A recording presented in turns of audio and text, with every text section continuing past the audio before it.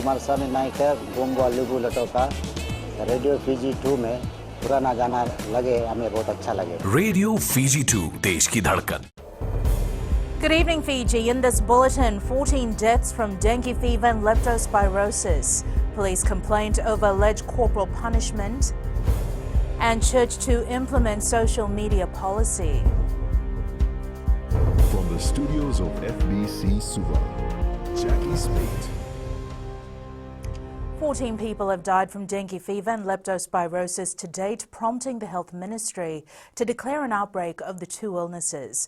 More than 4,000 cases have been recorded so far, and they are mostly from the central and the northern divisions. Pranita Prakash has the details. There is an increase in dengue fever and leptospirosis cases. So I believe this year so far has been 10 for leptospirosis, and dengue is a couple. There's about 3 or 4 at the last count that I was briefed on. But again, not in the huge numbers that we used to see before. Permanent Secretary for Health, Dr. James Fong, says they have recorded around 3,300 dengue fever and 1,100 leptospirosis cases to date. We're having an outbreak of dengue and leptospirosis at the moment. Our health inspectors are onto it. They're doing the various cleanup campaigns. We've had a few adverse outcomes in terms of mortality, but most of that has been in those who have presented late and severe. The Health Ministry says there needs to be a holistic approach to counter these cases.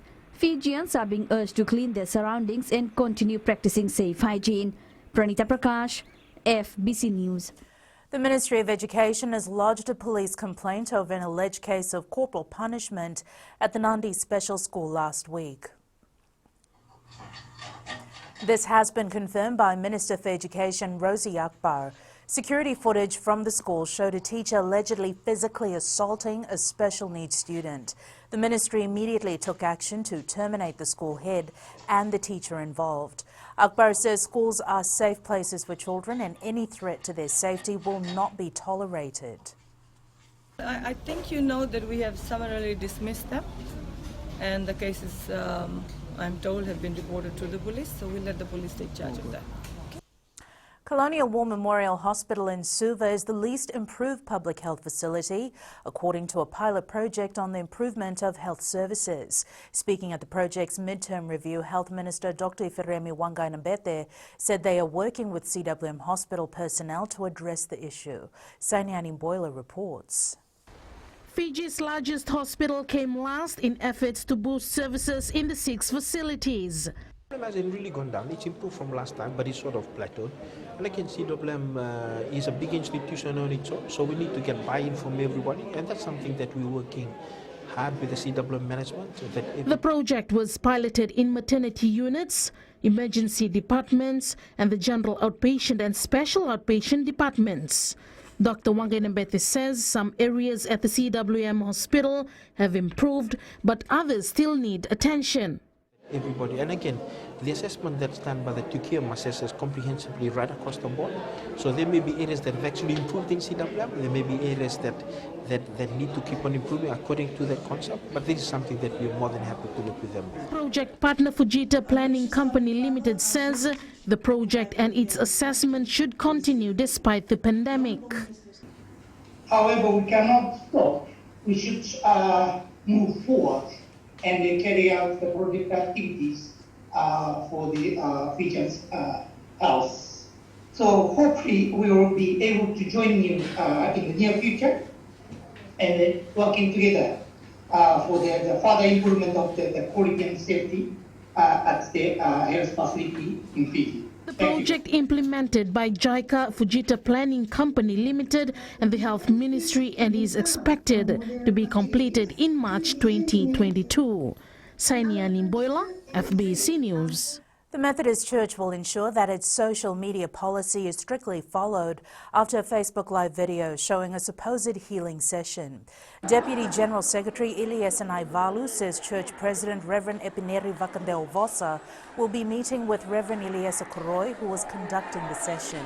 The video taken at the Centenary Church in Suva was shared on Reverend Koroi's Facebook page during their week of evangelism. The video shows church members wailing and crawling between pews during the prayers. Naivalu says the 40-minute video is concerning as they do not usually publish prayer or healing sessions in that manner. Reverend Naivalu says evangelists should respect the people they work with and ensure it is according to the doctrines they preach. The President will have an audience with Reverend Koroi next week after he returns from Lambasa. So we are also looking at the directives that we have in regards to how the social media is being used in churches. We have to have some kind of policies in regards to that. Up ahead, slump in real estate sector and new ventilators for health ministry.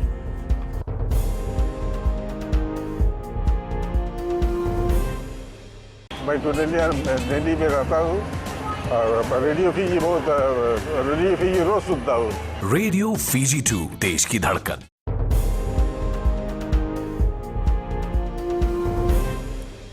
Fijian mahogany is not the highly demanded global commodity it should be, says Prime Minister Vorenge Bainimarama, despite the amount of money and machinery poured into the industry. Speaking at the Fiji Mahogany Trust annual board meeting, Bainimarama says they are still paying for missteps over the past few years, including the collapse of the Fiji Hardwood Corporation.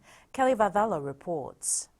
The mahogany industry cannot look ahead without acknowledging its history scarred by disappointment and corruption.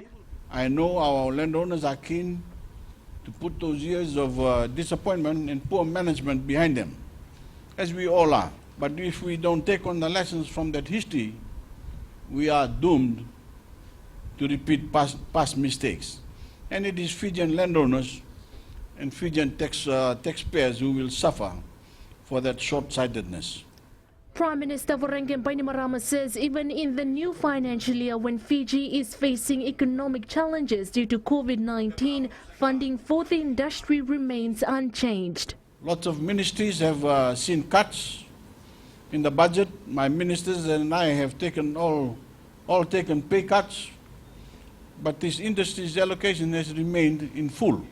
He adds the Fiji Mahogany Trust's new small loan initiative is also off to a promising start. Slowly but surely, you are building capacity and business acumen among landowners to seize ownership of the actual process of production, creating employment for your people and saving costs on subcontracting.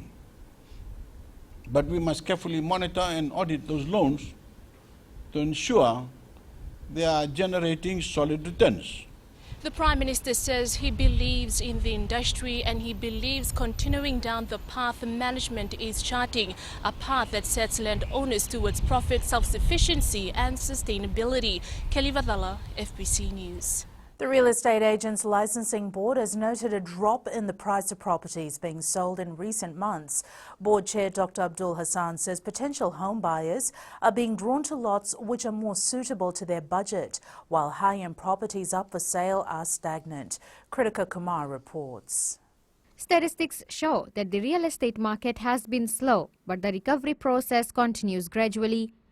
Last in June, there were only 106 sales with a property valued of $23.5 million. And before that, there were 110 sales with $37.9 million, the total worth of the property that has been sold. Dr. Hassan says there may be more housing and land development based on initiatives announced in the national budget, and these will create more activity in the market. Generally, I would say it has not been that active. Because of the fact that the sales number has dropped and the total value of property that has been sold over this period has gone down. RealB Registrar Penny Komainam Voka says they are working with other agencies to ensure affordable housing is available for Fijians. We have some MOUs in place that we will try to explore and work together with them on information sharing and how best we can deliver our service and work to in the next 2-3 years as we work towards recovery and contributing to the economic performance, economic growth of the country. The real estate sector is expected to pick up by the end of the year. Kritika Kumar, FBC News. Fiji received 30 ventilators from the United States Embassy today. Fiji, along with Nauru and Kiribati, received a donation that will boost healthcare preparedness to respond to the COVID-19 pandemic. Lena Rees has more. Come on, Dr. Come on. While receiving the ventilators, Health Minister Dr. Mahogany says they will be added to the 50 ventilators that the ministry currently has and will be distributed to the 3 divisional hospitals in Suva, Lautoka and Lambasa. It's important that we have a bank. Now, these ventilators, they will be there, so, spare. But then that does not necessarily mean that they just be sitting on the shelf, because we can actually, then, there's an opportunity for us to actually put this across for COVID-19 theaters and then mobilize the other 50 ventilators that we have to push into our critical care units. U.S. Ambassador to Fiji, Joseph Sellers, says the ventilators are in addition to his government's $24.2 million investment to help Pacific Island countries manage communication and to prevent and control infectious diseases. This is just a small extension of what the U.S. has done in leading the way for the global response to the plague, almost $21 billion globally to combat it. And then in the Pacific Island nations, leading the way with $24.2 million. And this is beyond that, and I'm quite certain more to come. Meanwhile, the health minister says with the extra ventilators helping Fiji scale up preparedness and response efforts to COVID-19, they also need to work towards ensuring there are sufficient staff and resources to raise the critical care capacity in the country. Lena Rees, FBC News. Some schools in Auckland, New Zealand are preparing to welcome back students after the government agreed they could reopen. However, they must operate under strict Level 3 guidelines. And Whitney joins us now with the latest in business. Thanks, Jack. In business tonight, film industry expects slowdown. And in growing Fiji, new processing plant empowers women. Stay with us.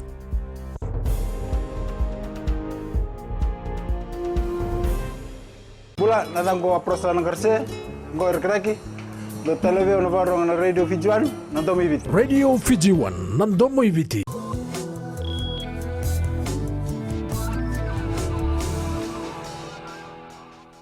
Fiji's film industry expects a decrease in overseas production house shooting locally as a result of border restrictions. Trade Minister Fayaz Koya says the government has given the green light to allow overseas filmmakers to come into the country and have developed safety guidelines for the post-COVID-19 period. Josiah Nanunga has more. A good number of production teams have expressed interest in making movies in Fiji. However, this will happen once border restrictions are eased. Universally, audiences will have an opportunity to catch a side of Fiji that extends further than our 5-star resorts and white sandy beaches. It will show that we are a multifaceted country with staggering waterfalls and lush tropical rainforests and whitewater rapids and breathtaking vistas. At the moment, Economy Minister Ayah Sayed Qayyum says all the protocols are clearly stipulated in the COVID-19 economic recovery framework. There are the various protocols they have to follow. I mean, most of them, or all of them, in fact, have to go through a compulsory 14-day quarantine. So those measures are there. Yes, there have been some other production houses that have reached out to Film Fiji, and Film Fiji is working with them. Obviously, it's not prudent to state who they are at this point in time, because they still have not finalized the details. But there is definitely some interest. The number of overseas filmmakers who are keen to do business in Fiji increases every year, as evident with the 107 productions last year, raking in over $138 million for the Fijian economy. $30.6 million was injected last year alone from the production of the world's toughest race, the Eco Challenge Fiji, which represents the highest ever spending by a media production. Josiah Nanunga, FBC News. We now join Sanifa from HFC Bank with the latest from the money market. Let's look at the latest from the foreign exchange market. The US dollar struggled to regain heavy overnight losses today. It slipped to a 27-month low yesterday due to uncertainties about an economic recovery and the US fiscal stimulus package.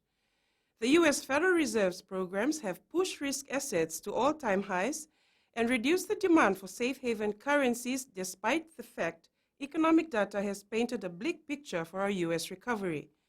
On the data front, Japan's official data on exports fell 19.2% in July from last year, slightly above the economic forecast of a 21% decrease, while the country's core machinery orders fell 7.6% in June. Closer to home, divergent monetary policies are fueling sharp gains in the Aussie dollar against its New Zealand counterpart, and analysts see the rally running well into 2021. That's all from HFC Bank for now. Vinaka. Looking at today's local exchange rates as set this morning, the Fiji dollar gained against the US dollar and the Chinese yuan as well as the PNG kina, but slipped back against the Aussie and Kiwi dollars, the euro and the yen. On the commodities market, crude oil prices still hover around the $42 per barrel mark. Gold remained fairly steady at $1,993 per ounce, and silver closed down at a few cents at $27.69 an ounce. A first-of-its-kind community-run processing plant that will develop commodities into products has been opened in Wainimbuka, Tailevu. Agricultural Minister Dr. Mahendra Reddy says the Nambulini Processing Centre will create a market for farmers and growers whose products will be processed at the facility.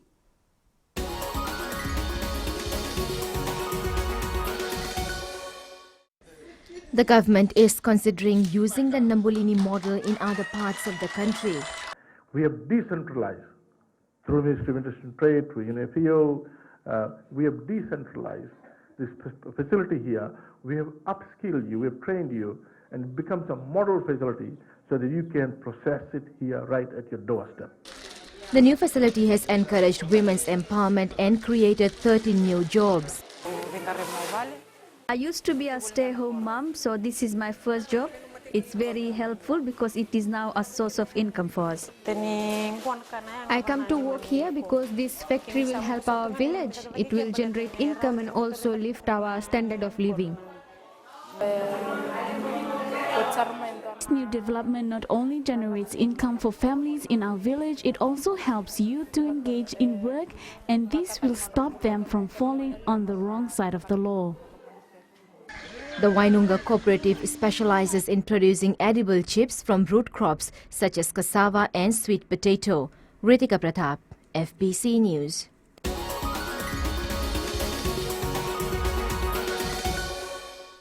That's it from Business Tonight. We now join Jamie with the latest in sports. Naka Whitney, and good evening in Sports Tonight. Football players face lifetime ban for drug use next season. And Naita Siri women hoping to make it 5 from 5 in Skipper Cup. This and more coming up.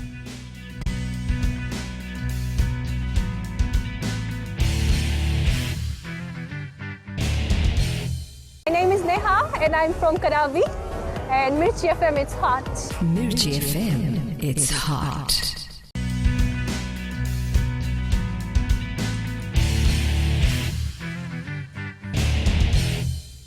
Football players can cop life bans for drug use from next season. This was highlighted by the Fiji Football Association today as part of its fight to tackle the use of banned substances in the sport. Aquila Dama with the details.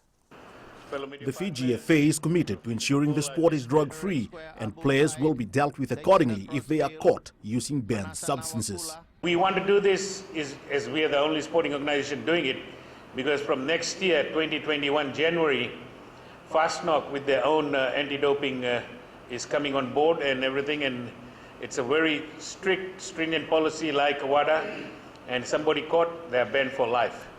A medical committee made up of Dr. Ronald Kumar, Dr. Kapil Swami and physiotherapist Nishant Patel will be visiting districts and clubs to educate them about banned substances under WADA. So we want to make sure the players know what is banned and everything. They don't need to take it, because it can pick up anything, the test that we are doing, and it is in line with the WADA total guidelines and regulations. This also means Fiji FA will be conducting more tests in sanctioned competitions. 96 players were tested at the recent Punjab's Battle of the Giants tournament with 2 confirmed cases of marijuana use. Aquila Dama, FBC Sports. The Tailevu rugby side is putting in a lot of work with its set pieces ahead of the Skipper Cup clash against the Asawa on Saturday. Manager Lepani Matea says they are concentrating on contact areas, including the scrums and lineouts. He says they will try to match the forward pack of the Marlins, who put up a gallant performance against Namosi last Saturday. Matea says their scrums led to their downfall against Suva and is an area they will try to strengthen before Saturday's clash. The Skipper Cup Women's clash between Naita Siri and Suva this Friday at ANZ Stadium is promising to be exciting. Both teams remain unbeaten going into round 5 of the competition, and a win for either side will earn them top spot on the points table. Karlaini Tavi has more. The Highlanders are hoping to continue their winning run after beating Nandranga last week to record their 4th win. Former Fijiana mentor and Naita Siri head coach Eleanor Kunatumba says they will be rotating their players at each weekly match. So we have a player base of 60 players, and we've been rotating them since game 1. And this is game 4. We're actually profiling all the players, and for us as the management and those assistant coaches, we're working tirelessly behind the scene to see that all the players get a chance to play in the Skipper Cup, and with them playing, it just gives us that boost that no one is irreplaceable in the team. Suva, on the other hand, will be out for a win to maintain their lead in the standings. It will be a tough game, but we have confidence that, I have confidence that my girls will really pull this through. Just hoping for a win, hoping for also a bonus point with this win. So maybe we can bring our points up so that we can stand at the top of the table and remain standing at the top of the table. Naita Siri meets Suva on Friday at 4 p.m. at Suva's ANZ Stadium. Karlini Tavi, FBC Sports. Rewa will be out to salvage some pride after being relegated to the Vodafone Vanua Championship last year. Out to claim their spot in the Skipper Cup competition, the young Rewa team is aware of the tough competition ahead as they prepare to face North Bulls on Saturday. Rewa and Northland were demoted to the Vanua Championship after finishing in the bottom of the standings of the Skipper Cup competition. Rewa team manager Petro Kaveni says the coaching team has been working around the clock to ensure they cover all their bases before competition begins. The Lami futsal team is relishing the opportunity to mix it up with the big guns at the upcoming Vodafone Futsal Inter-District Championship. Marking its first appearance in the tournament, the Lami players are excited to get a taste of national level competition. Tali Materakula reports. Drawn in the same pool with defending champions Suva, Riketi and Lautoka, the team has claimed the underdogs title. The very paramount motive of the team will be to win the IDC, but of course we're expecting a good outing. Of course, this is our first time, and from here it's just a stepping stone for us and build on from here. Given the mixture of players in the team, Lami will be a force to be dealt with come game day. So we have a lot of homegrown talents there, and so we try to keep a good mix of the players between the local homegrown players as well as the district for this IDC squad. FIGFA Futsal Development Officer Mira Sahib says having smaller districts participating in the IDC is a big stepping stone for the development of the sport. Teams like Riketi are coming up in futsal, and it's encouraging to see those smaller districts are becoming a big force in futsal. Some notable names in the team includes Emori Rangata, Chanetani Bucks, Nasoni Merike and Manasa Levadi. Lami will take on Riketi in its first pool match on Friday at 2 p.m. at FMF Gym in Suva. Tali Materakula, FBC Sports. Basketball Fiji has won its bid to host the 2021 FIBA Melanesia Cup. The hosting rights for the event were announced by the International Basketball Federation last night. Basketball Fiji Chief Operating Officer Laisiasa Pomau says this is a great opportunity for Fiji basketball and its development. Having hosted the 2014 and 2016 FIBA Under-18 Oceania Championships, Pomau says they're just as excited to have the men's and women's Melanesia Cup in 2021. He adds it'll also be great for fans to watch their national team on their home court. The competition will be played at the Vodafone Arena in Suva.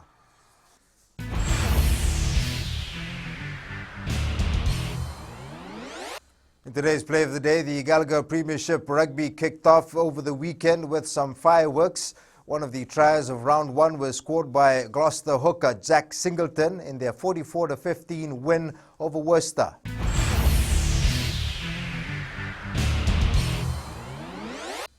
That's it from sports tonight. Coming up in new media, services going digital might not return to old ways after COVID-19. This and more after the break.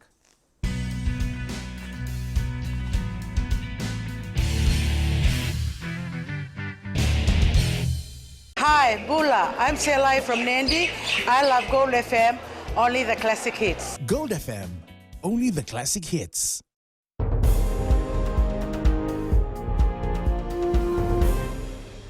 In new media tonight, a number of services have been forced to go digital due to the COVID-19 pandemic, but many have found a niche from which they are unlikely to return. And Angie joins us now with the latest in weather.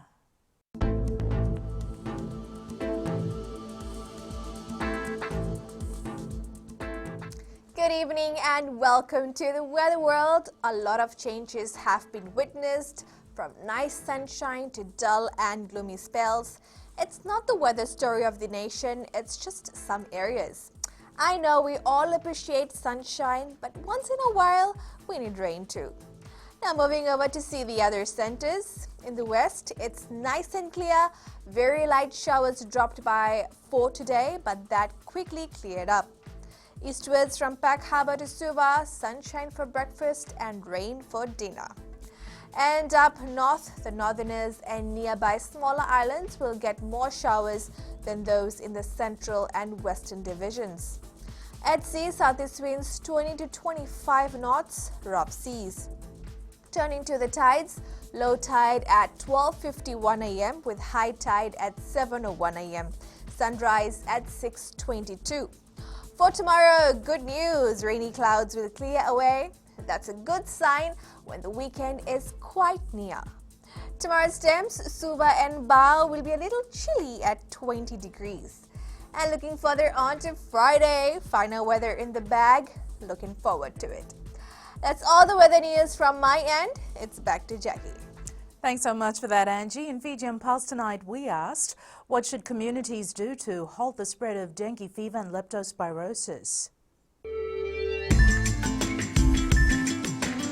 So you eat the food, you wash your head nicely, prepare like the COVID-19, everything prepare like that, so that this won't come towards you. We should work together to keep our households and surroundings clean, and that's how we can stay healthy. You have to be, neat and clean yourself, your body, okay? And don't go out much. Just prevent hygiene. Hygiene is much better to prevent yourself from disease. We just have to be clean and make sure to boil our drinking water.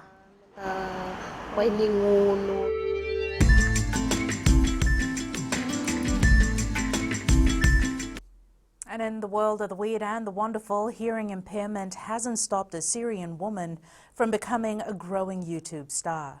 And recapping the main stories for tonight, 14 deaths from dengue fever and leptospirosis.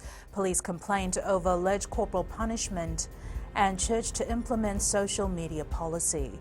Now for these stories and others, tune in daily to our sister radio station Gold FM. Our poll question this week, we're asking, should players found guilty of using drugs be banned from playing for life? Visit our FBC website to answer. And our shot of the day, a scenic view of the Suva foreshore looking across to Lami, sent in by Dennis Roy.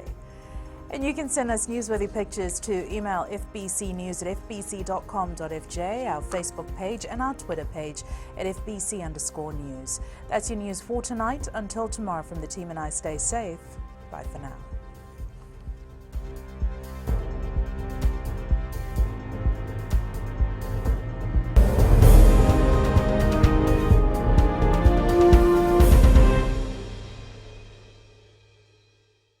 Bula FM, number 2 NSR. Bula FM, number 2 NSR.